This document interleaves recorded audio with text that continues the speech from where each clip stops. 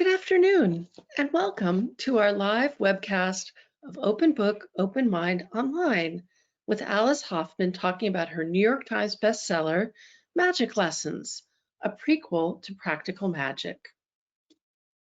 I'm Ariel Zeitlin, Montclair's programming librarian, and here are a few housekeeping details. So whether you're using a phone, a tablet, or a computer, you have the same controls in GoToWebinar. Here's the question mark or the chat box, which is your link to me and my librarian co-host, Molly Hone, during the webcast. You can use it to get live tech help from Molly, and you'll also use it to send us your questions for the author Q&A at the end. Thank you, Molly. Now I'd like to introduce Emily Hagan. She's a member of the board of our Library Foundation. Welcome, Emily. Thank you, Ariel, and hi, everyone. We're so pleased that you're here for another virtual session of Open Book, Open Mind. I'd like to welcome all of you on behalf of the Library Foundation. The Foundation is a group of your friends and neighbors, and our mission is to raise funds that help make possible many of the offerings that make our library so special. This includes library programs like Open Book, Open Mind, staff development, building restoration projects, and other critical needs that exceed municipal funding. Donations support everything from laptop lending and Wi-Fi hotspots for Montclair residents who don't have internet access, to delivery of materials to seniors who are at home, to the children's summer reading program, and of course, most recently, the significant growth in e-content during the pandemic. In these unprecedented times, the Montclair Public Library remains a constant thanks to the support of generous donors like you. Unfortunately, this year, the library has seen a large decrease in anticipated revenues, over $500,000, resulting in staff cuts, elimination of weekend hours, and impacting many of the services our patrons have come to depend on. If you'd like to continue to see your library flourish and enjoy programs like the one you're about to experience, please consider making a donation through our website, montclairplf.org. A gift of any size will have an impact, and your support is needed now more than ever. Thank you so much, and enjoy the program. Thanks, Ariel. Thank you so much, Emily. We really appreciate all that you do, and we couldn't do it without you. Now it's my very great pleasure to introduce Alice Hoffman. Yay, Alice Hoffman.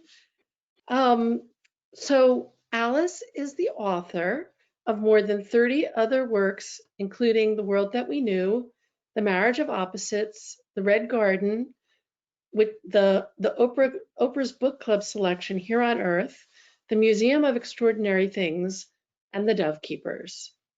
Alice's work has been published in more than 20 translations and more than 100 foreign editions. If I tried to name all of her awards and accolades, we would literally never get to the program. Now, about the book, Magic Lessons, which is available both to borrow from the library and to buy from our partner Watchung Booksellers in Montclair, is the prequel to Practical Magic, which was made into a film starring Sandra Bullock and Nicole Kidman. It's also a prequel to The Rules of Magic, which is currently in development as an HBO series. All three books have been New York Times bestsellers, and Magic Lessons has already received wide acclaim. As the New York Times review of the book says, storytelling is in Hoffman's bones, and the skill with which she dispenses information and compresses time so that a year passes in a sentence, so that a tragedy witnessed becomes the propeller for a 100-page subplot is, forgive me, bewitching. Welcome, Alice. Thank you so much. It's really nice to be here. Thanks for having me. It's our pleasure. Now I'm happy to introduce Alice's conversation partner, Elisabeth Egan. Liz. Hi. Liz is an editor at the New York Times Book Review, and she's the author of her own very well-received novel, A Window Opens. Welcome, Liz. Thank you for having me. I'm so happy to be here. Okay, so this is the moment we've all been waiting for. I'll be back to read the questions for our audience Q&A. And for all of you at home, please remember that you can start submitting your questions while the conversation is going on. Thank you.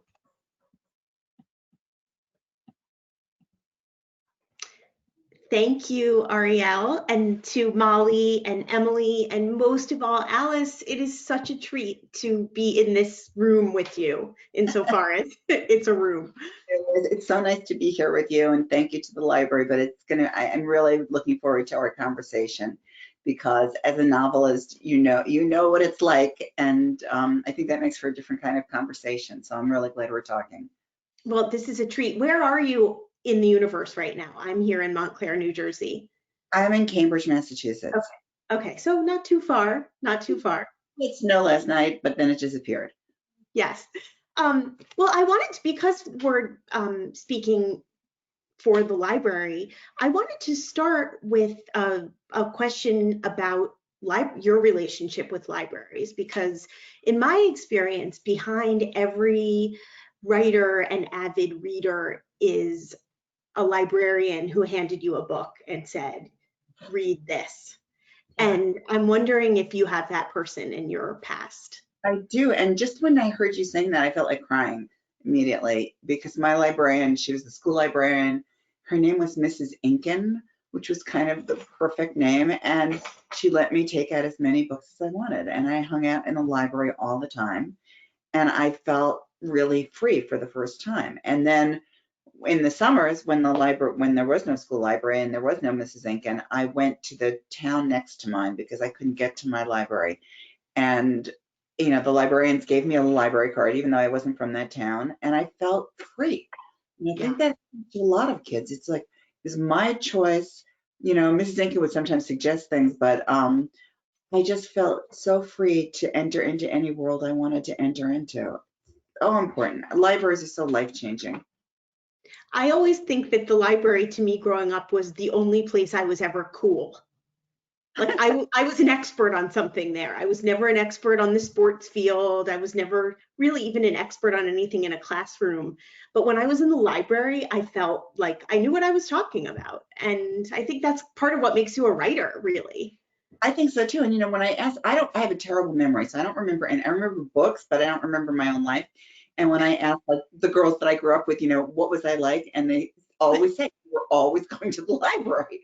And I feel like for me, in the place where I lived, which was a very not great place to live, I felt like, yes, I piled up those books, and I stood on top of them, and I could see that there was another possibility in another world, which I just don't think I would have ever seen without the library.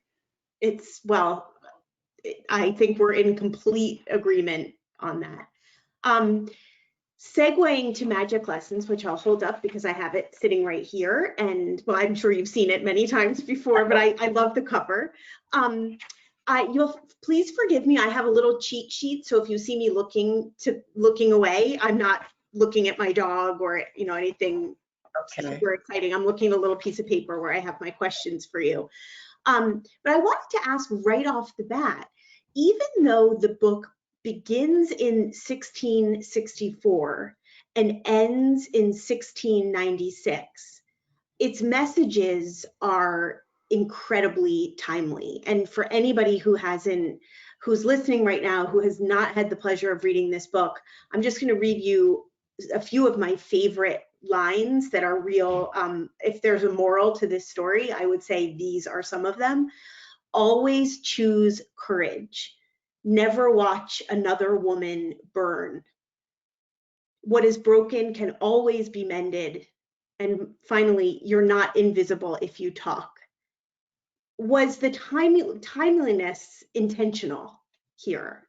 Not at all. I mean, it wasn't intentional. It was, I'm a very subconscious writer anyway. I know the outside story, but I never know what the inside story is. That's something I find out and discover as I write. And I was really shocked by how many similarities there were between this time period and the time period that we've been living through in the past 4 years. The whole idea of the Puritans and the way they treated women and the way they treated educated women, or the way they treated people who were different, the fact that they didn't allow anybody in who was a foreigner, who was an outsider. The difference between, interestingly enough, between the Massachusetts Bay Colony and New York City, which was much more open, which allowed immigrants in and people of different religions and Jews. And, you know, it was just such a huge difference. And in New York, there were no witch trials. There were 2, but they were from people from Massachusetts, and it resulted in nothing. The whole idea of so many women being illiterate in England at that time, over 95% of women were illiterate. And the idea that magic, or really words, was the biggest magic had to do with words and being literate and being able to read and write. And so much of this story is happening on the heels of a plague. It was less than 100 years after the Black Death. Is that, Right. am I getting my history right? Yes, you're right. I think it's less than that, because at the time that it happens, the theaters are still closed. But the theaters were closed for a long time. One of the characters is an actor, and he can't perform, so he becomes a robber instead. But yeah, the idea, well, throughout the books, the Owens women make this black soap that I think is antibacterial, I've realized. And the idea that during the plague, women healers had so much more success with their patients than physicians, who were kind of quacks at the time, because they washed their hands. And so, yeah, I was really shocked by all the similarities. Well, it feels like it could be set in present day, for better or for worse. Practical Magic came out in 1996, and then its first prequel, The Rules of Magic, came out, I believe, 20 years later in 2017. And now Magic Lessons, of course, is another prequel, which can be read completely on its own for anyone who hasn't read the other 2. It I think works both ways. But how did you know that it was time to write the first prequel, and did you always know that you had Magic Lessons in your heart? Yeah, I never expected to write anything. If I had, I would have been a lot smarter and plotted it all out, but I didn't, so it made it very difficult and confusing. The one thing I did know from writing Practical Magic was that I knew the original ancestor was Maria Owens. I knew she was involved with John Hawthorne, who was one of the judges at the Salem witch trials and a relative of Nathaniel Hawthorne. And I think the book also really echoes a lot of The Scarlet Letter, which is one of my favorite books, both consciously and subconsciously. But if I had been smart, I would have plotted it all out. But I wasn't, and I never expected to write another book about this family. And it was completely had to do with my readers asking for one. And the more they asked, the more I started to think, yeah, that might be fun. And I originally went back to 1960s and 70s because that's kind of my time period and my favorite time period. With other books, do you usually plot them out? Are you an outliner? I am an outliner, but if I'd known there was more than one, I definitely would have outlined them all. But yeah, I do outline everything, and I have like poster boards with Post-it notes. And I think I didn't used to do that, but I was a screenwriter also for 25 years, and I think I got into the habit then, and it's kind of a good habit, I find. For anyone who is listening right now, you should definitely go to Alice's Instagram and see, if you scroll back a few weeks, I think there's a picture of your revision board with hundreds of Post-its on it. And I always love getting the inside window into how writers work. Do you do that at all, Liz? Do you have outlines when you write a novel? I should have outlines. I think part of my problem is that I don't, but I am a huge Post-it fanatic. So I knew you would be a kindred spirit when I saw this fluttering board of Post-its. Alice, so the book begins in Essex County, England, then moves to Curacao, and then moves to Salem, Massachusetts, which is another Essex County, which I think is funny because here we are, Montclair is also Essex County. And then the book ends in New York City. can you walk our Essex County audience through you must have done a ton of research on all of these places, not only including the historical perspective, but also the foods that you write about, like hedgehog stew, and especially when Maria moves to Boston, your descriptions of the puddings and I was curious about your research. I know it's a big question to bite off.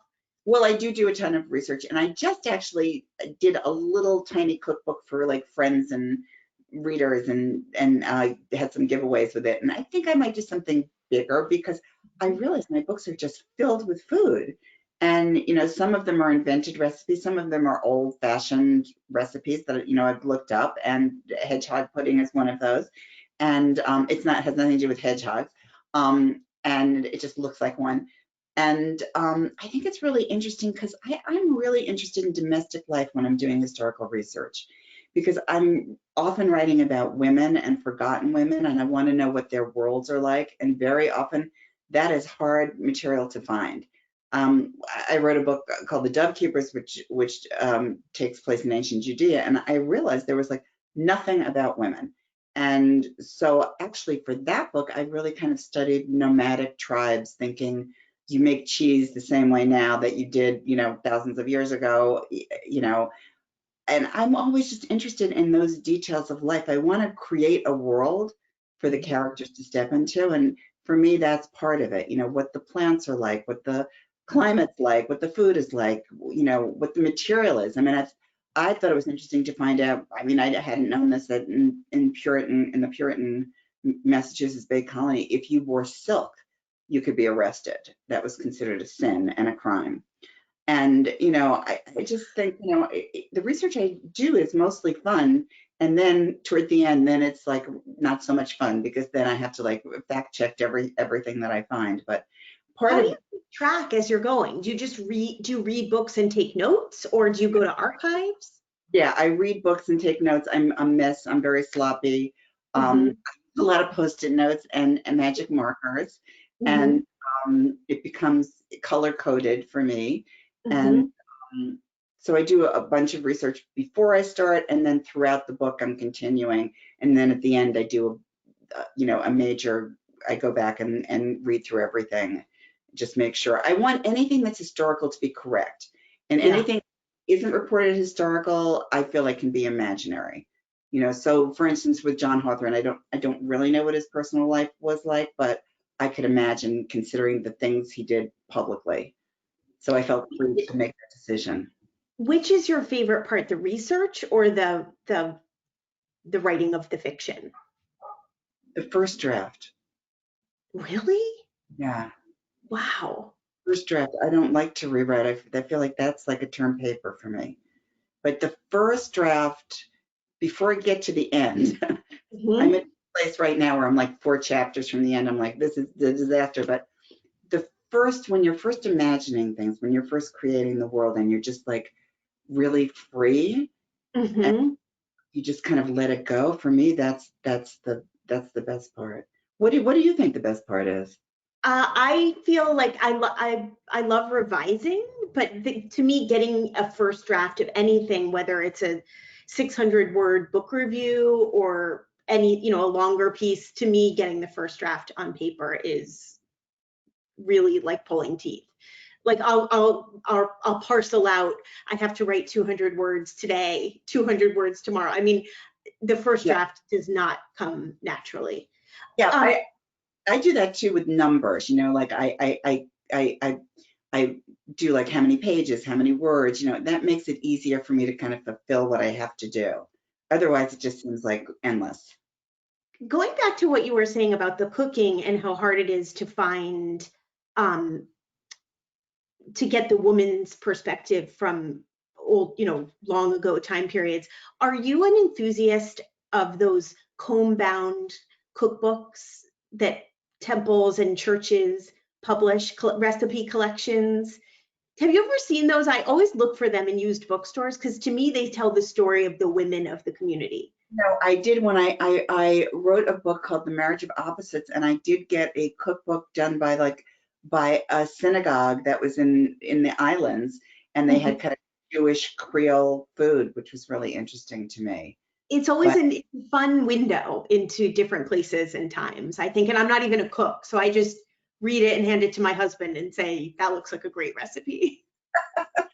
yeah, I think cooking tells a lot about a society. Yeah, definitely, definitely. And how did you become interested in the nameless art? Have you always had an interest? Obviously, you've had an interest in witchcraft for, since 1994, or whenever you started writing the first magic book. But even as a kid, were you the girl who had the cards out, magic tricks?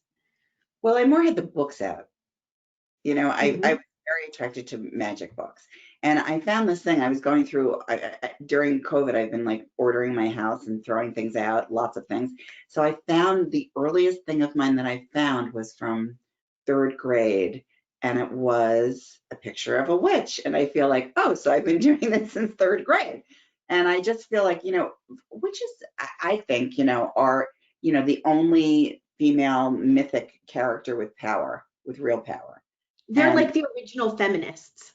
they really are. They really are. And I always feel like, they've been kind of co-opted, the figure of a witch, by the Grimms and Anderson and men who added the fact that they were, ugly and dangerous. But I don't see it that way. And I don't think all the little girls who dress up as witches for Halloween see it that way either. I think it's like the original, kind of like Superwoman. Yes, definitely. And how did you do the research into the witchery in the book and the grimoire? Am I pronouncing that right? I think so. Yeah. Okay. Okay. Yeah, I mean, I only know it from books, so you know how it is when you Yeah. know it, from books. I don't know what anything sounds like, but um, I have a big magic library. I am always looking for books about magic. I'm always buying books about magic, and it's just really through research. And what about, you're one of the few writers who takes the time to put animals into your books as real characters. In Magic Lessons, we have a crow named Caden. We have a wolf masquerading as a dog named Keeper. There's a sort of wonderful work horse, literally a horse named Arnold. Is that a conscious thing, or are you an animal person? I'm an animal person, and I Yeah. always feel like, growing up, the person in my family I was closest to was the dog. So, it's continued that way. I feel like, my first husband was a German Shepherd. My deepest relationships have been with dogs, and I think that's true for a lot of people. It's kind of a spiritual relationship, and witches are known to have, familiars. They've said to have familiars. So that's kind of like one step further than, our intense relationships with animals. Yeah. Yeah, I love that.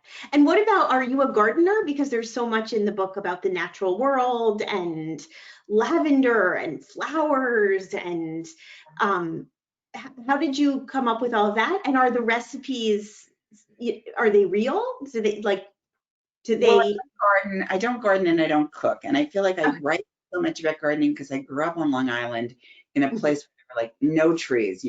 Every house was the same, no trees. So of course, that was my fantasy was gardens, and I love to visit gardens and famous gardens. But everything I know from books, and certainly I can't cook. No, none of the women in my family could ever cook. I mean, really I think bad. we would get along well in real life.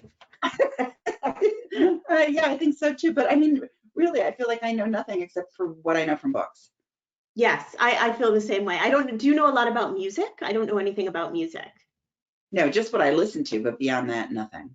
And my musical interests are frozen somehow somewhere in the mid 90s. I don't take on new music. I just listen to the music of my youth. Yeah, well, I do both. I listen to the music of my youth, but I also listen to the music of this youth. Mhm. Right now I'm listening to Taylor Swift a lot. Oh, I Actually, am too. I love her new album. your album's great. It's like a novel. It's really wonderful. I'm glad to hear that. But people who are tuning in are not interested in hearing us talk about Taylor Swift. Let me ask you a couple more questions about you're at the point now with your books where when I open a new one of your novels, there are 2 columns of titles of books that you've already written. Pretty soon there are going to be 3. I think I did a calculation that this was your 37th novel. Is that? I don't know. I Oh, really, how could you not know? That's amazing. not a good idea to know those kind of Yeah, things. I You know think what? you're. I just feel like I'm just writing them, and I'm just going to write them as long as I have them. Do you have a favorite, and do you have any? I always wonder with writers who are very prolific, who have had long careers, are there any books that you regret, or is there anything that you would go back and change in some of the ones? Not really go back and change. I have a few favorites. One of them was I wrote a book for teens, but I don't really think it's for teens, called Green Angel, after 9/11, when I Yes. had writer's block for the first time. I really couldn't write. I felt like there was no reason for anything. I mean, I'm a New Yorker, and then I luckily thought about, my favorite writer growing up was Ray Bradbury. And he really meant so much to me as a writer, as a person. And I went back to read Fahrenheit 451, which is all about how important books are and how Mhm. people are willing to live and die for books. And then after that, I was able to write this book, Green Angel. And a lot of my younger readers have contacted me and told me how important it's been to them about kind of making their way back when from Yeah. trauma, something terrible happened. So that book is kind of a favorite of mine. And there's another book that I wrote that I really like, called The Third Angel. Which, I don't think I've read that one. oh, it takes place in London, and it's told in 3 parts, and you can read it either backwards or forwards. And it's about a ghost in a hotel and how this ghost was trapped there and what happened. So that's kind of a favorite of mine too. But I always feel like it's going to be the next book is going to be my Yeah. favorite. But that's probably what keeps you going. Probably, yeah. I If think you were sitting down tomorrow morning to start a brand new book, set the scene a little bit for me. Like, what is the view out your window? What is the time of day? What music are you listening to? What snacks are you eating? That kind Well, of thing. I'm not, I used to have a desk with a computer on it, but I don't anymore. I just have a very small laptop, which is ruining my eyes. But like I'm either in bed or on a couch. I usually get up like at 6:30. I should be getting up at 5:30. When I sometimes I go away to write, which is like my best writing time. So I go away with a friend who's a writer, or friends who are working at other things, and go for a week or two and just write. And then I get up like at 5 and just write all day. That for me is the best writing Yeah. time of my life, kind of. And do you write your books in big chunk in a marathon session, or do you do the parceling out of the word count and all that?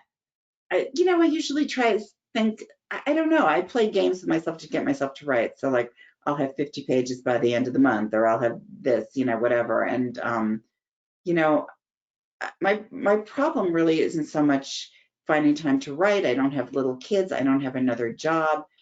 Things I used to have, that were thwarted me, I don't have anymore. So I just try to do it as much as I can. The one thing I feel sad about is I don't read as much. Yeah. And, I just don't, because I don't want to read novels while I'm writing a novel. And I'm usually reading, nonfiction, research. So that's kind of sad to me, that I'm more doing my own work than reading other people's work. I find in these times, I'm having a very hard time focusing on fiction. I find in the time of COVID, I'm reading a lot more nonfiction and having better luck with audiobooks for fiction. In fact, you haven't listened already, I suspect you have, but the audiobook of Magic Lessons narrated by Sutton Foster is one of the best audiobooks I've ever read. I always feel like I'm cheating, but No, she is great, and I have to say, I asked for her. I'm a huge fan of hers.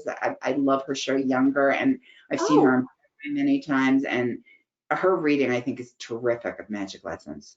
I absolutely love her in Wonder. And just to make a Montclair connection, the author of the book Wonder, Pamela Satrin, is from Montclair. Just she doesn't live there anymore, but she lived here for a minute. I think the Sutton Foster character in Younger, the town she's escaping from, I have a feeling is based on Montclair. But anyway, how did you I was curious about the Hawthorne connection, so I don't want to give too much away. It's actually hard to talk about the Hawthorne connection in this book without giving much away. But I was wondering if the connection between Nathaniel Hawthorne and John Hawthorne, who we find in the book, was that his connection to the Salem witch trials, was that something that you'd had in your back pocket for a long time and you Well, wanted to write about? because in Practical Magic, it is John Hawthorne is mentioned. So I Okay. knew involved with Maria. I'm not sure if I knew at that time of his connection with Nathaniel Hawthorne, to be honest. I don't remember. But Nathaniel Hawthorne is one of my favorite writers. I love The Scarlet Letter. I think it's such a work of genius, and it's such a modern work in terms of what happens. And it's very similar to what happens in my book. So, you know, it's about a woman who's betrayed by a man who becomes a single mother who is living basically in exile in the woods, and who is thought of as not part of the community, treated horribly.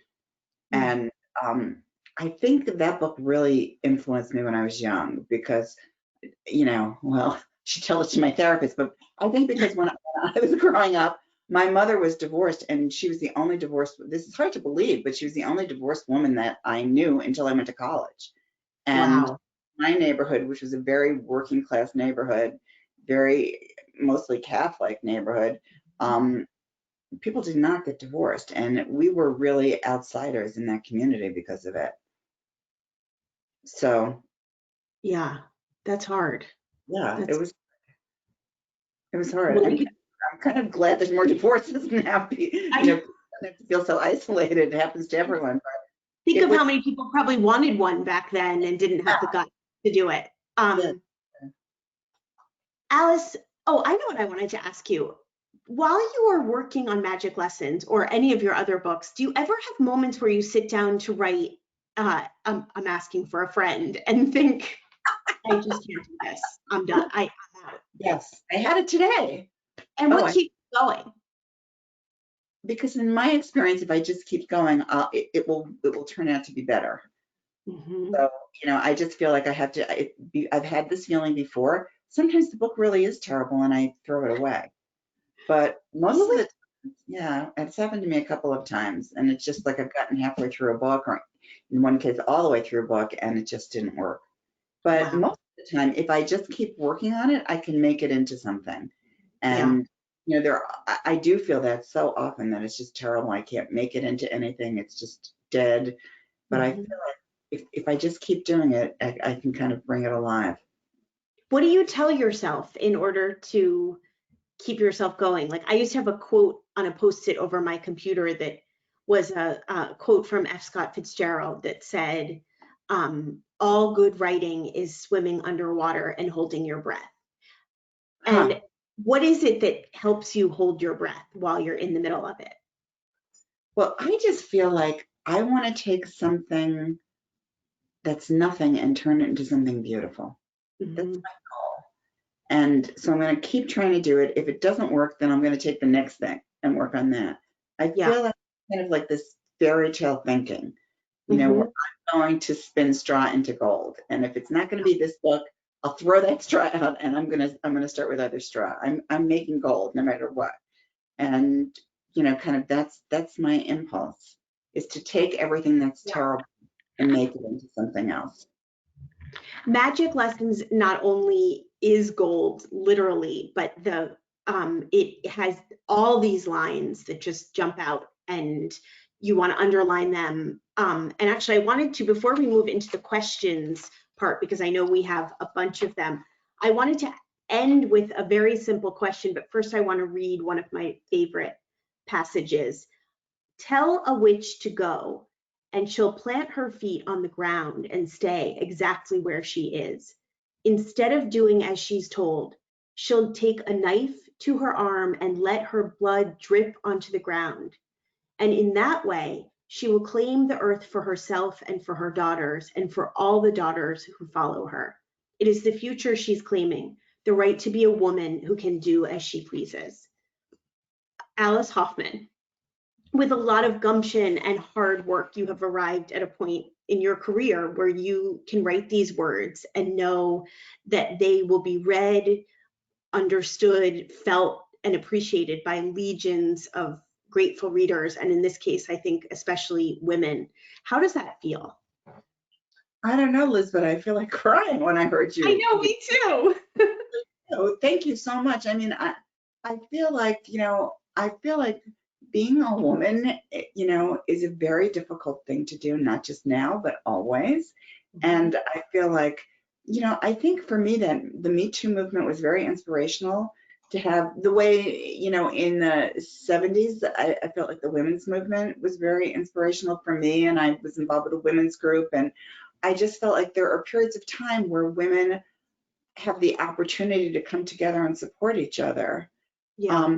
And that really is everything. So, so I really appreciate that. Thank you for reading And the that. story that you're telling here is a really powerful reminder that not only does history repeat itself, but that the way that we survive the worst parts of it are by sticking with the women in our lives, the mothers, the sisters, the friends. So I don't want to give too much away, but to anyone who's looking for a wonderful book to give to your mother or your best friend, this is a novel about women saving each other, and there is no better time to read that story. That's it exactly, Liz. Thank you so much. Thank you, Alice. I will, Ariel, I think we're ready for questions. Hi, everybody. Wow, what a great conversation. And I'm so excited that you love Taylor Swift, Alice. Both of us do. I won't say anything, but I'm tempted. Okay. All right, so here's my first question. Julie says, hello from Boston. Are there any difference between the Advanced Readers Edition and the final published version of Magic Lessons? I guess she was lucky enough to snag one. And Well, there's a letter to readers in the Advanced Readers Edition that kind of explains where I'm coming from. I don't have it, so I can't read it or anything. But there are probably more mistakes in the Advanced Readers Edition. But there is a letter to readers explaining why I wanted to write about the Owens family and about women during this time period. Okay, thanks. So Susan wants to know, she says, Alice says she writes subconsciously. Can she elaborate on exactly what she meant? Well, I feel that I more come from a place of feeling than thinking. At some point I have to start thinking, when I'm doing revisions or when I'm organizing things. But I mean, I think when I do the outline, but then I have to let go and I just really want to feel. And I want the reader to feel. I kind of feel like that's my job, is to make you feel. And in order to do that, I have to be feeling the whole time that I'm writing. And that's what I'm interested in doing. Mm-hmm. Okay. Joanne would like to know, are the remedies based historically? Did you try any of them? The remedies are historical. They all come from various books and various places. I have not tried any of them.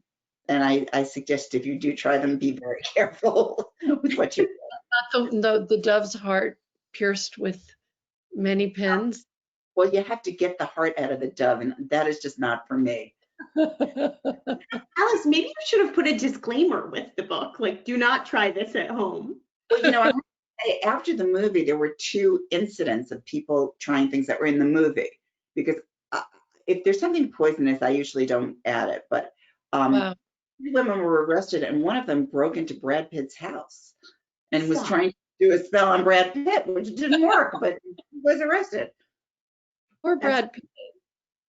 Yeah. Okay. So Cynthia says, what was your favorite genre of books growing up? Did they sculpt your style of writing? That's an interesting question, because I think that's true for most writers. I think what you read as a child forms who you are as a writer more than anything else. So I loved anything with magic. I loved Mary Poppins. I loved The Borrowers. And I really loved this series of books by Edward Eger, and was lucky enough to write an introduction to one of his books recently, which I just felt like my 8-year-old self would have just not believed that I would have ever done that. So it's Magic or Not, Half Magic, Magic by the Lake. There's one, I forget which one, where they go to the library every day. 7-Day Magic. 7-Day Magic. That's the library one, yeah. And it's just like, those books are great. And it's kind of suburban magic. It takes place in Connecticut, and he was a playwright, and they're just wonderful. Okay. So Susan Kramer says, I agree with Alice about enjoying writing the first draft. Gosh, that one was a real shocker to me because I think drafts are like teeth. Oh no, for me, revision is very difficult, and I feel like it is, like, for me, like writing an endless term paper. It's the first part that I love to do. Okay. Barbara would like to know, does art inspire your writing? I am drawn to the artwork behind you, especially the 2 outer panels. It does look like a sunset, perhaps? It's a Like, sunset, and then I have to say these are photographs I took on my phone. So, and then had them blown up. I'm really into taking photographs on my phone. This was in Arizona at sunset. wow. So thank you. Thank you. I love photography. I'm like a big photography nut. And but I was always terrible at it until I could do it on my phone. Is it just an iPhone? It's an iPhone, but this is You kind of should be in an iPhone commercial. I mean, I know you have better things to do, but that's amazing. Actually, I did a little book called Survival Lessons, which was about my experience as a breast cancer survivor. And it was, other than a photograph of, there were 2 historical photographs. The others were all illustrations from my iPhone. Wow. I'm so glad she asked that question. Yeah, I'm so excited to find out that that's actually your art, your own photography behind you. So Teresa wants to know, and we did touch on this, but she wants to know specifically, do you write on a schedule? If so, how many hours a day do you write? You know, I used to do that, but I don't do that anymore because my life is kind of like back and forth between writing all the time. And I remember reading, it was something about the Brontes where they wrote, there was a diary of the Brontes where they wrote about peeling potatoes, and then they wrote about what the characters were doing. You know that? And then they're talking about what Tabby's doing in the kitchen, and then they talk more about their characters. It's kind of like so interwoven at this point for me that I don't do that. When I started out, I woke up every day at 5:45 and wrote for 2 hours. And that was the way I got a huge amount done. And those 2 hours are 2 really good hours. So, yeah. Clearly a morning person. Yeah. What made you decide to include Marrano Jews? This is from Nancy. In magic lessons? Yeah. Well, there are Jews there are Marrano Jews in magic lessons, partially because it takes place in the West Indies. And I had written about, I wrote a book for teens called Incantation, which is about Marrano Jews in Spain and Portugal. And then I wrote a book called The Marriage of Opposites, which is about Camille Pissarro, who I had always thought was French, and then realized that he was a Marrano Jew from St. Thomas. And so, you know, this has been an interest of mine. And so when I started doing research around Curacao, if I'm pronouncing that correctly, I started to discover that there were so many navigators and explorers and pirates who had been Jewish. And part of that was because there was no country that would accept them. And it was so interesting to me that in Europe, the 2 countries that did not have witchcraft trials were Spain and Portugal, because instead they had the Inquisition. So it's always looking for an outsider to burn. And they you know, they didn't have to go after women or witches because they had Jews. Right. Okay.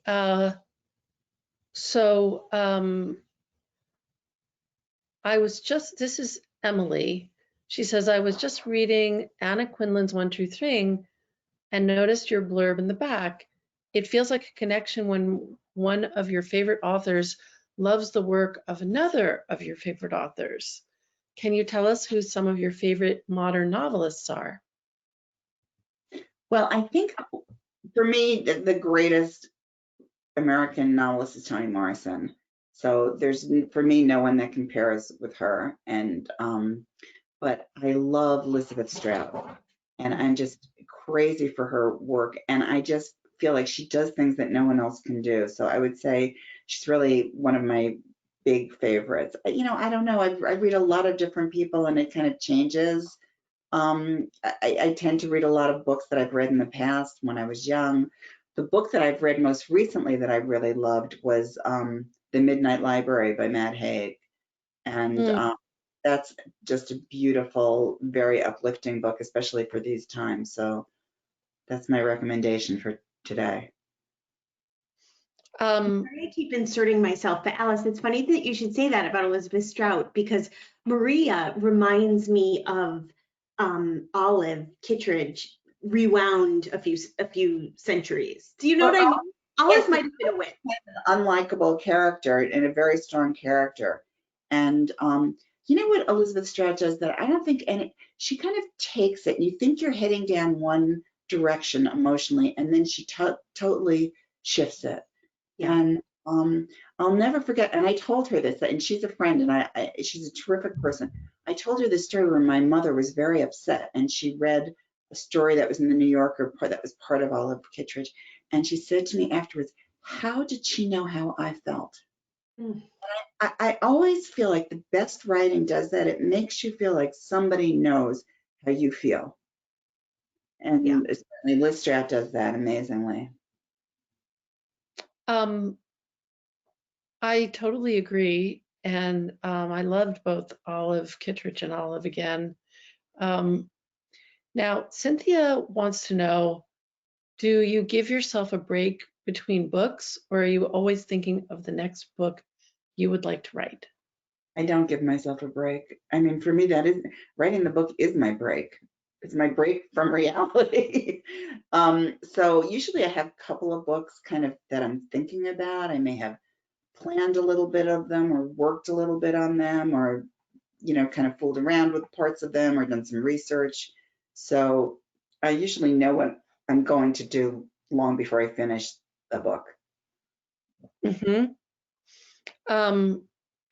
Well, here's one from Diane. She says, I noticed this goes back to the question about Murano Jews a little bit. I noticed your last two books involve Jewish magic. Is that a new interest for you? Well, I think I'm always interested in magic.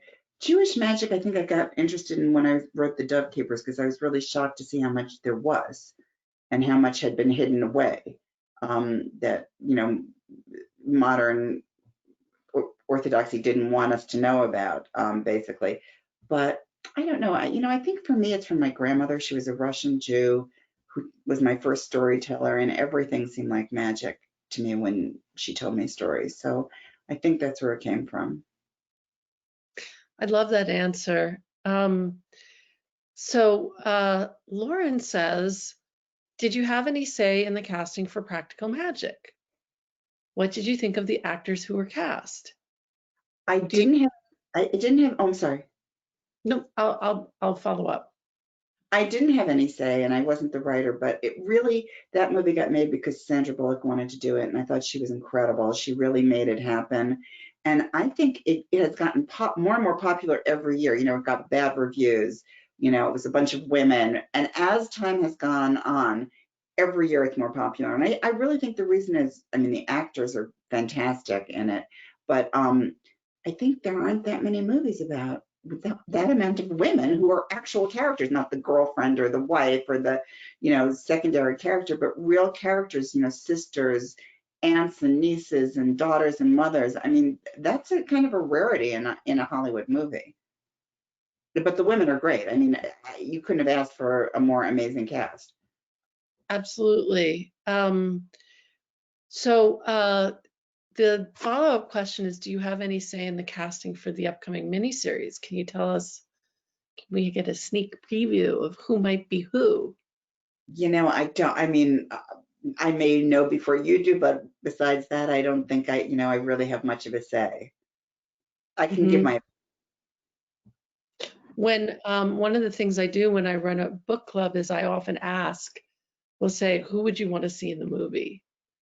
And people often have very strong opinions in their own heads of, you know, who would be the perfect, uh, you know, actor to portray a favorite character. it's interesting because when I'm writing, I never think about an actor as a character. I mean, I don't think about that at all. I think that's why your books are really wonderful. Oh, thank you. Because I mean, if the author is writing with Brad Pitt in mind, I think there's a problem. I understand the impulse while you're reading to think, oh, this reminds me of Marcia Gay Harden.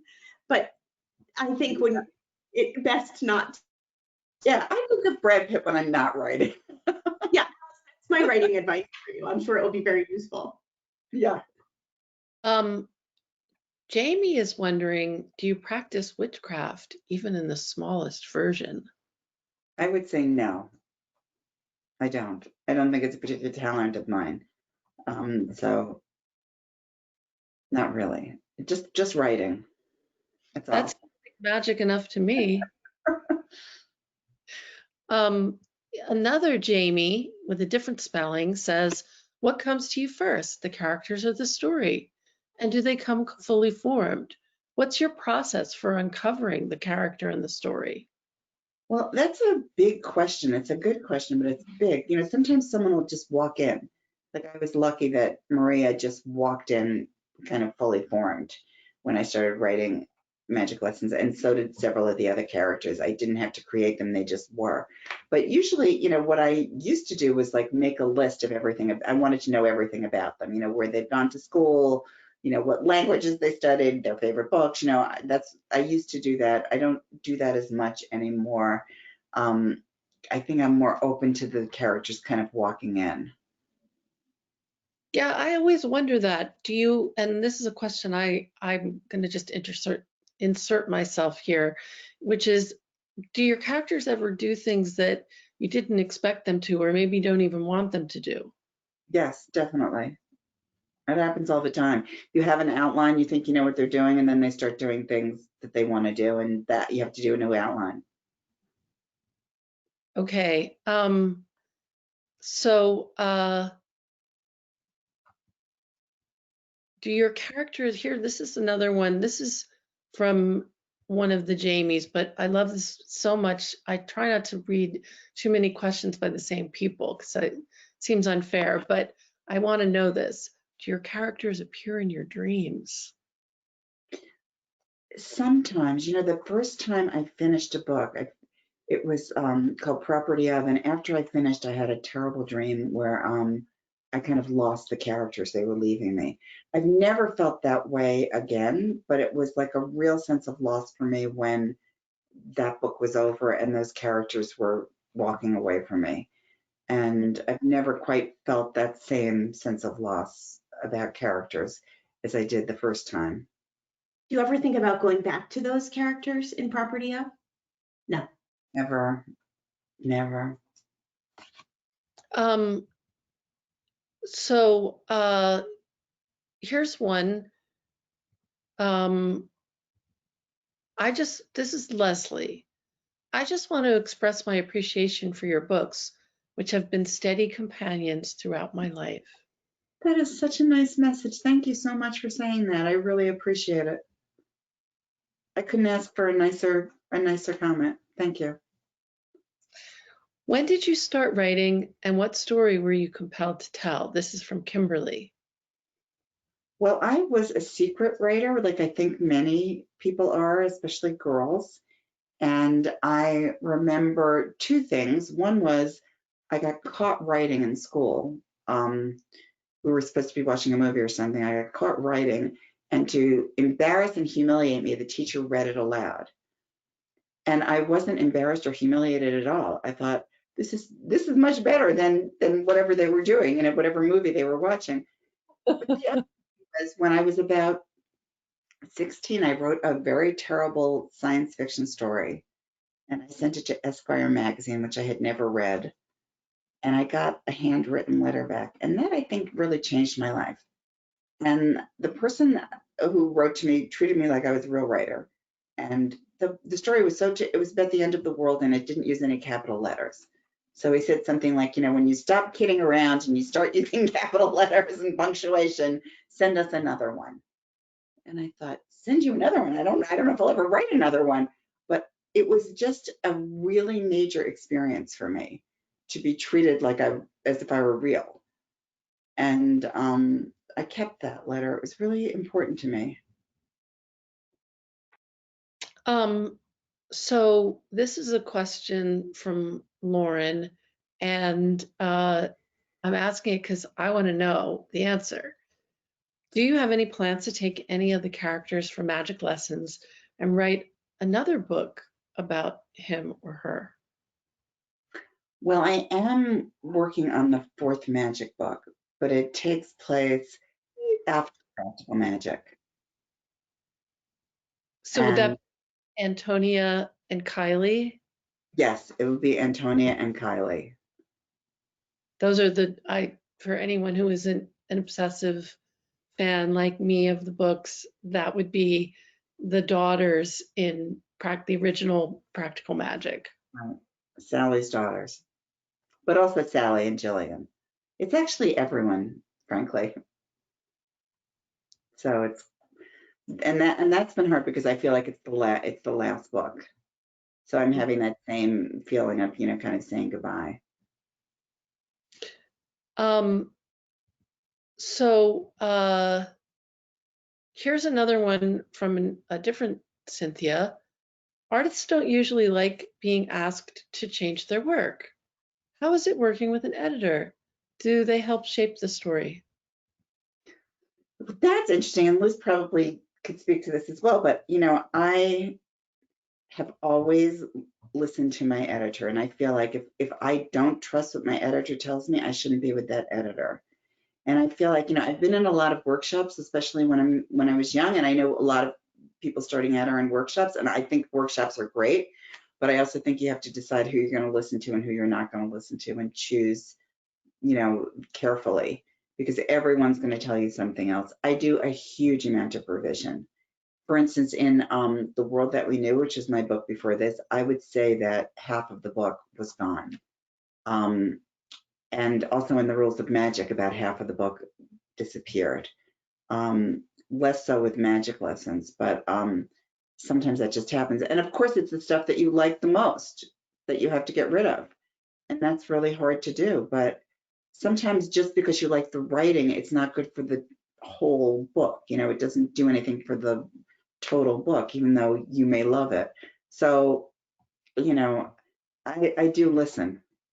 I don't Alice, like it. Yeah. we have the same editor, Mary Sue. Oh, come on. I didn't know that. I should have made that connection right off the bat. But Wow. She's great. Has such a gift for delivering, for gently informing you that the section that you absolutely love the most has to go. Yes. And that's such a gift. No, she is a great editor, and she really edits. She's not afraid to tell you. Like, for instance, in the book I'm working on now, I kind of had 4 endings, and I really just need one. So I definitely listen to her. Oh, that's great. Great for you and great for me that we're working with her. It's an extremely intimate relationship with an editor. It's like a confessor and a coach and a million other roles rolled into one, if you're lucky. Yeah, and I have to say, I came to her because I was working just briefly with someone else who I didn't trust anything they told me, and I couldn't stay with them if I didn't trust their opinion. Yeah, I absolutely trust Mary Sue. So it's so funny. Oh, I feel like we're like soul sisters. I know, we are soul sisters. Taylor Swift and Mary Sue. Exactly. What next? So John would like to know, are you planning a sequel to Here on Earth? I'm not, but As I say, I won't. I never planned a sequel to Practical Magic either. So, I don't know what I'm gonna do, but I don't think so. I can't see that. I felt like that was kind of finished. Mm-hmm. So I'm going to invite the audience. Still have some more time and we can take some more questions. So how about a question from someone who hasn't had a chance to ask something? And in the meantime, I'll ask you a question myself. That is the great privilege of this role, which is, so you say that Maria walked in fully formed. She walked into your imagination, into your writing fully formed. When you were writing Practical Magic, you write about her, and then there are certain twists that come later where you find out that things that as a reader you think that I don't want to spoil anything for anyone.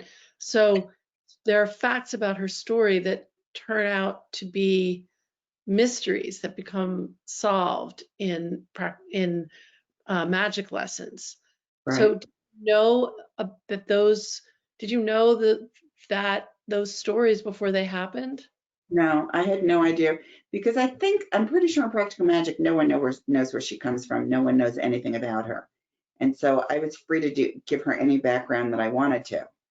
Um, but as I was reading more and more about witchcraft, I just felt like it came from England, and I just felt like, a lot of, the Puritans were escaping from England, and then they to escape intolerance, and then they were so incredibly intolerant once they arrived here. It just seemed like it made sense for her to come from England, but I didn't know if that's where she'd come from. I didn't know what her background was until I started writing it. How did you know that you would bring her to Coruscant? I really loved that interlude. And I wondered if you started off knowing that she would become an indentured servant, or if you thought about sending her directly to the United States.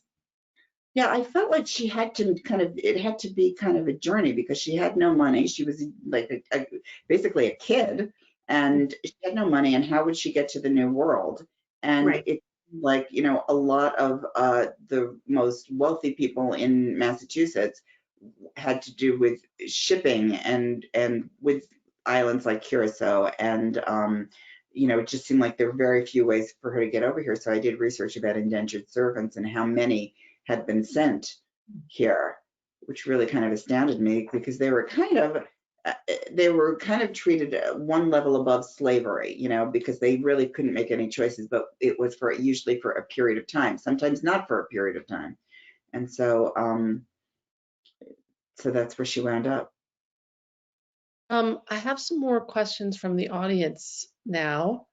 Um, Here's one from Karen. She wants to know, do you go on set during production for Uh, there are films being made of your books?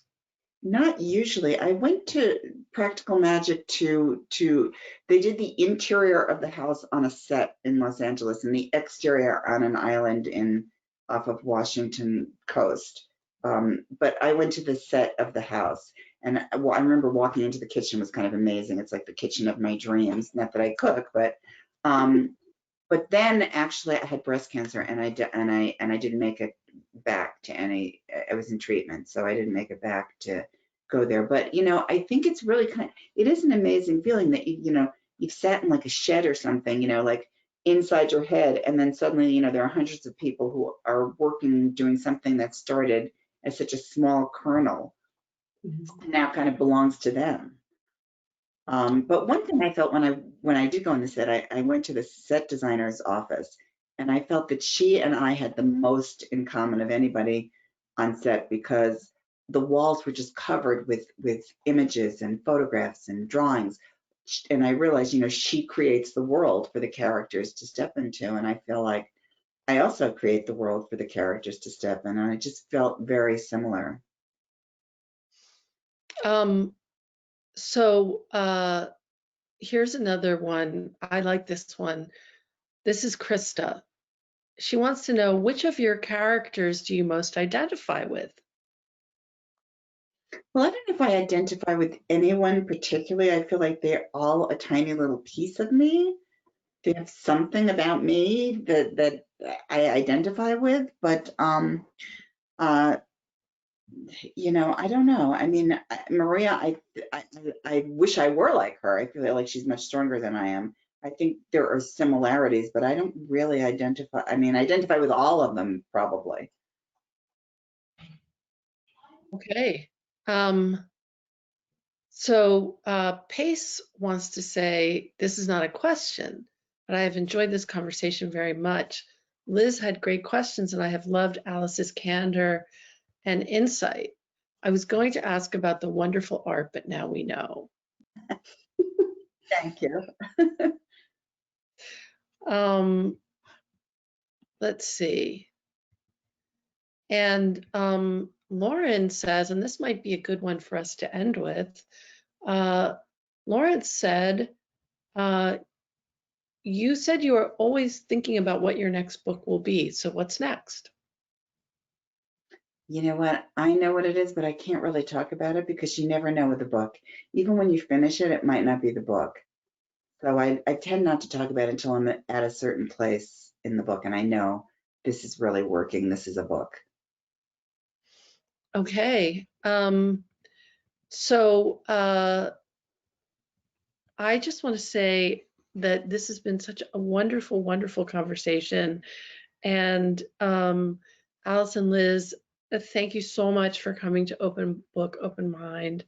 And I want to thank everybody in the audience for coming, because without you, there is no Open Book, Open Mind.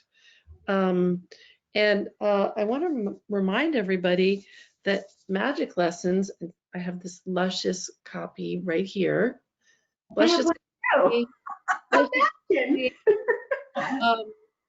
which I loved reading, is available both through the library and through our partner, Watchung Booksellers, which is our local independent bookstore. And Margot Sage L, the proprietor, is a partner of the library.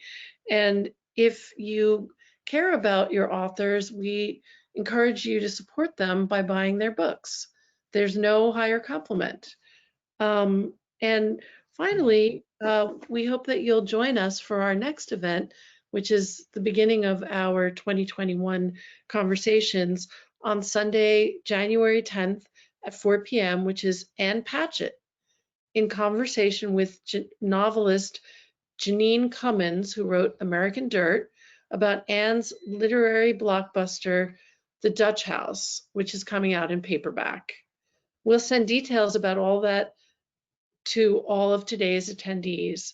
So be well, and we hope to see you soon. And Thank you. Thanks, Ariel. Great to talk to you, Liz. Really fun. The most stressful moment of anything like this is the hang up. I always worry that I'm going to be still on there and people won't realize. So hopefully I won't be. See you soon, I hope. Thank you both so much. This was really fun. It was thank fun. you for doing it. Thanks. Bye-bye now.